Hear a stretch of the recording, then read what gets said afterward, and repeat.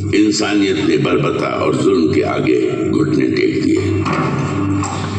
विजयी अशोक की विजय यात्रा कलिंग की भूमि पर निकली, लेकिन इस पराक्रमी राजा के विजय स्वागत में फूलों की पंखुड़ियां नहीं थी। स्वागत में थे कटे पिटे शव, अपने पतियों की मौत के शोक में विलाप करती स्त्रियां, लहू से कीचड़ बन आए राजमार्ग, शवों के विशाल ढेर, चील, गिद्ध, भेड़िए और सियारों के संवेद गीत।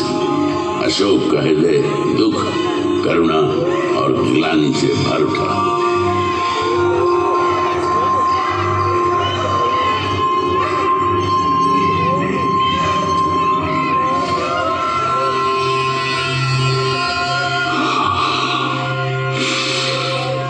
ये मैंने क्या कर दिया? मैं तो निकला था विजय गर्व में कि कलिंग की भूमि मेरा स्वागत करेगी, एक विजयी राजा की तरह। फूलों की वर्षा, चंदन और कुमकुम से मेरे माथे पर तिलक होगा। अरे मेरे कर्म, मेरे मस्तक पर तिलक की जगह रक्त रंजित कीचड़ पुता। मेरे स्वागत को पीछे मुर्दा शरीर, कटे हुए मानव अंगों के ढेर, सियार और भेड़िए गा रहे हैं विजय गीत।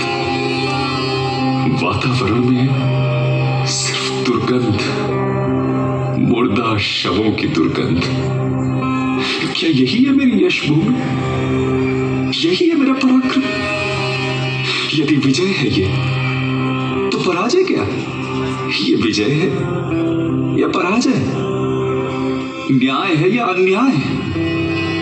कि ये वीरता है या कायरता? क्या निरपराध बच्चों और स्त्रियों की हत्या ही वीरता है? मैंने जो किया है, क्या यही है मेरा साम्राज्य विस्तार और सहिष्णुता? किसी के पति मारे गए हैं, किसी के पिता, किसी के बच्चे, तो किसी के घर पर वो हमला। मुर्दा शवों के ढेर थे। क्या किया मैंने? ये विजय प्रतीक है या पराजय की बू?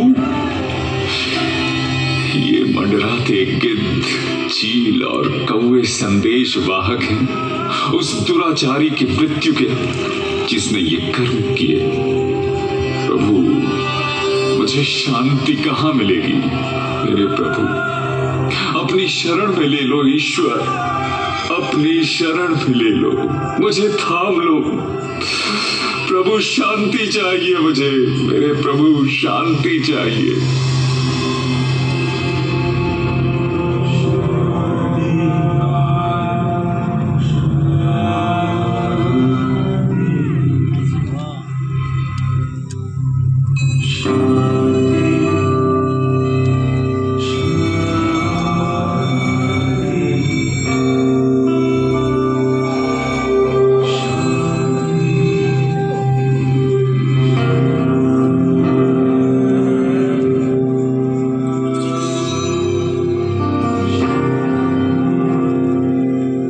संत उपगुप्त और मंजूश्री ने अशांत, व्यथित, शोकाकुल अशोक के माथे पर स्नेह का हाथ रखा, उसकी उंगली थामी और हिंसा के मार्ग से अहिंसा के मार्ग पर लेकर चलते चले गए। उसने हिंसा का त्याग कर अहिंसा को अपना धर्म बना लिया। अशोक बुद्ध के मार्ग पर चल निकले और कहे गए देवन प्रिय, देवताओं के प्रिय, प्रिय दासी। कलिंग, जहां अशोक ने युद्ध लड़ा, उसके हृदय का सबसे प्रिय प्रदेश बन गया। धौली की जो दया नदी रक्त से लाल हो गई थी, उसी दया नदी के तट पर बसे धौलीगिरी में अशोक ने कई चैत्य और स्तूप बनवाए, शांति संदेशों के स्तंभ खड़े करवा दिए। कलिंग के ये शिलालेख मानवीय समाज, न्याय और आदर्श की बात करते हैं। अशोक ने धम्म के विचार को अंगीकार किया। अहिंसा ही उसका मार्ग था। इंसान ही नहीं, पशुओं, जीव जंतुओं की हिंसा पर भी रोक लगा दी गई। शाकाहार का विचार दिया। जाति पाति के भेद खत्म कर दिए गए। लोक कल्याण और जनहित उसके शासन के मंत्र बन गए।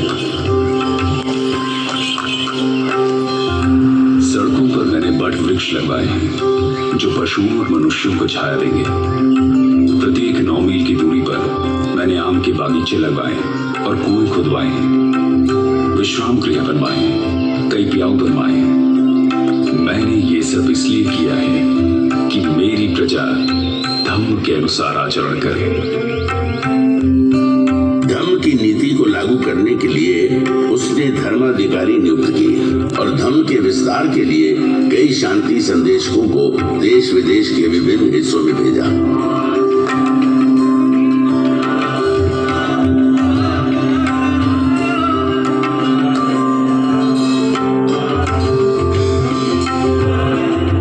Sri Lanka, Nepal, Thailand, Egypt, Syria और मैसेडोनिया के इलाकों में अशोक के शांति दूत अहिंसा के विचार को लेकर गए और बुद्ध के विचार का प्रसार किया।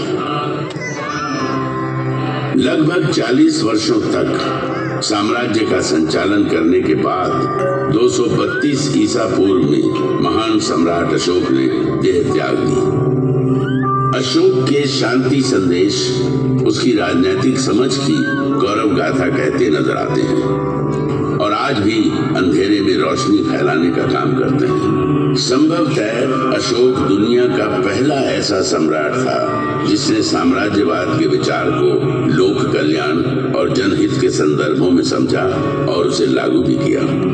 हिंसा के विरोध में अहिंसा के बौद्ध दर्शन को जन जन तक पहुंचाया। धौली में अहिंसा का प्रतीक स्वरूप एक बौद्ध स्तूप और एक हाथी का स्वरूप यहाँ बना हुआ है जो अहिंसा के उसी विचार का प्रतीक है। मेरे नाद में महान अशोक का नाद भी मिला हुआ है। मैं नाद हूँ शांति का।